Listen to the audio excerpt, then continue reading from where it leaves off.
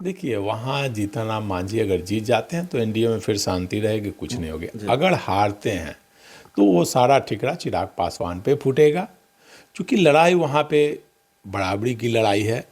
RJD उम्मीदवार भी बहुत अच्छा प्रदर्शन किया है और जीतन राम मांझी की बहू ने भी बहुत अच्छा प्रदर्शन किया है। दोनों एक ही समाज से हैं और वहाँ परिवारवाद के खिलाफ जैसे विरोध था बेला में और यहाँ रामगढ़ में, तरारी में, तो उसी प्रकार से इमामगंज में भी परिवारवाद के खिलाफ लोगों की नाराज़गी थी। लेकिन मुख्यमंत्री नीतीश कुमार वहाँ गए, सभी नेताओं ने वहाँ कैंप किया, तो लड़ाई फिर लड़ाई में आए। पहले तो लड़ाई, चिराग पासवान ने जीतन राम मांझी को उनके हाल पर छोड़ दिया। नहीं, वहाँ गए ही नहीं। चिराग पासवान ने तो अप्रत्यक्ष रूप से ये जनसुराज को समर्थन भी किया। उनके इंटरव्यू में उन्होंने जनसुराज का प्रशंसा की, जनसुराज के कैंडिडेट की, तो उन्होंने अप्रत्यक्ष रूप से समर्थन किया।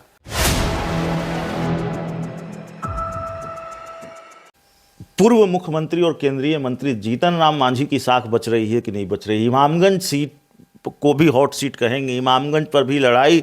और इमामगंज का मामला तो ऐसा है कि हार हो जीत हो, मेरी समझ से तो एनडीए में घमासान तय है। भाई, चिराग पासवान प्रचार ही नहीं करने गए जीतन राम मांझी की बहू के लिए, दीपा मांझी के लिए। वहाँ क्या हो रहा है सर? जीतन राम मांझी के लिए क्या ये लड़ाई आसान रही है या चिराग ने खेल खराब किया है? देखिए, वहाँ जीतन राम मांझी अगर जीत जाते हैं तो एनडीए में फिर शांति रहेगी, कुछ नहीं होगा। अगर हारते हैं तो वो सारा ठिकरा चिराग पासवान पे फूटेगा, क्योंकि लड़ाई वहाँ पे बराबरी की लड़ाई है। आरजेडी उम्मीदवार भी बहुत अच्छा प्रदर्शन किया है और जीतन राम मांझी की बहू ने भी बहुत अच्छा प्रदर्शन किया है। दोनों एक ही समाज से हैं और वहाँ परिवारवाद के खिलाफ जैसे विरोध था बेला में और यहाँ रामगढ़ में, तरारी में, तो उसी प्रकार से इमामगंज में भी परिवारवाद के खिलाफ लोगों की नाराज़गी थी। लेकिन मुख्यमंत्री नीतीश कुमार वहाँ गए, सभी नेताओं ने वहाँ कैंप किया, तो लड़ाई फिर लड़ाई में आए। पहले तो लड़ाई, चिराग पासवान ने जीतन राम मांझी को उनके हाल पर छोड़ दिया। नहीं, वहाँ गए ही नहीं। चिराग पासवान ने तो अप्रत्यक्ष रूप से ये जनसुराज को समर्थन भी किया। उनके इंटरव्यू में उन्होंने जनसुराज का प्रशंसा की, जनसुराज के कैंडिडेट की, तो उन्होंने अप्रत्यक्ष रूप से समर्थन किया। तो हो सकता है कि वहाँ बराबरी की लड़ाई में आरजेडी कहीं निकल ना जाए। लड़ाई बराबरी की है तो 1000-2000 वोट से कोई भी हार जीत सकता है। अगर प्रशांत किशोर वहाँ वोट ज़्यादा काट लेते हैं, प्रशांत किशोर अगर वोट, मुझे लगता है कि अगर 10,000 से ऊपर 20,000-15,000 वोट काटते हैं तो आरजेडी चुनाव जीत सकती है। एक अघोषित गठबंधन भी दिखा है चिराग और प्रशांत किशोर के बीच। घोषणा नहीं हुई है, आधिकारिक नहीं, लेकिन अनाधिकारिक गठबंधन रहा है। चिराग पासवान कतई नहीं ये चाहते रहे कि भाई जीतन राम मांझी वहाँ से बाजी मार ले जाए। दुश्मनी ऐसी हो गई है एनडीए में दोनों के बीच। देखिए, एनडीए में वहाँ पे पहली बात थी कि चिराग पासवान जाते भी तो चिराग पासवान का जो पासवान वोटर हैं, उत्तर बिहार में पासवान वोटर रामविलास पासवान को नेता, लेकिन आप चले जाइए, आप जो मगध का बेल्ट है वहाँ पे पासवान वोट जो है वो इंडिया गठबंधन के साथ रहते हैं। तो आप देखा होगा कि आपने पूरा जहानाबाद में देखा होगा, गया में चिराग पासवान ने जीतन राम मांझी के प्रचार, फिर भी पासवान वोट ने वहाँ आरजेडी कैंडिडेट को वोट दिया था। फिर औरंगाबाद में, आप उस क्षेत्र में जहाँ भी है तो पासवान वोट, तो चिराग पासवान के साथ दुविधा थी कि जाते तो भी पासवान वोट उनको नहीं देते क्योंकि पासवान कैंडिडेट वहाँ से थे।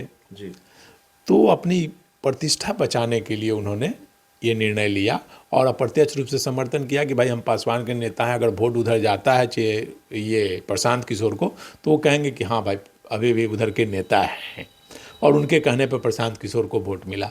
अब सब कुछ डिपेंड करता है प्रशांत किशोर के जो झोला छाप डॉक्टर कैंडिडेट हैं, जिनको कि उन्होंने डॉक्टर जितेंद्र पासवान, तो जाति का वोट उनको निश्चित तौर पर मिला है, पासवान समाज का वोट मिला है। अब कितना मिला है ये तो कल पता चलेगा, लेकिन लड़ाई वहाँ इंडिया गठबंधन और एनडीए के बीच है। आरजेडी भी बाजी मार सकती है। हाँ, वहाँ कुछ वोट से, अगर 1000-2000 वोट से मामला हो तो आरजेडी भी जीत सकती है और जीतन राम मांझी की बहू भी। जी, एक आखिरी सवाल है सर। 4 सीटों पर उपचुनाव हुए जिसके नतीजे कल आने वाले हैं। कितना स्कोर देंगे इंडिया गठबंधन को 4 में और कितना स्कोर देंगे एनडीए गठबंधन को? देखिए, बराबरी की लड़ाई है, मतलब मुझे लगता है कि 2-2 हो सकते हैं। एक 2-2 हो सकते हैं या 3-1 हो सकते हैं। इंडिया गठबंधन 3 जा सकता है, नहीं तो 2-2 हो सकते हैं। चूंकि नहीं, इंडिया गठबंधन भी 2-2 नहीं, एक तो बसपा का मान के चलिए आप जी, वो ज़्यादा संभावना है वहाँ बसपा के जीत जी। की। बेलागंज में आरजेडी की संभावना है। तरारी और इमामगंज में कुछ भी हो सकता है। रामगढ़ जो है वो हो गया। तरारी में बीजेपी की संभावना ज़्यादा है। इमामगंज में कुछ भी हो सकता कुछ भी हो है। सकता है। तो 2-2 का हिसाब की। दो नहीं, 2-1 मान के चलिए। एक तो बसपा का चला गया। जी, तो एक एनडीए जीत रहा है, बाकी 2 आरजेडी और एक बीएसपी। हाँ, निश्चित तौर पर ही। चलिए, तो इस चर्चा में अब से कुछ घंटे बाद रिजल्ट आने वाले हैं, नतीजे सामने आने लगेंगे। जी, कल रिजल्ट आएगा। हाँ, कल सुबह परिणाम सामने आने लगेंगे, रुझान सामने आने लगेंगे।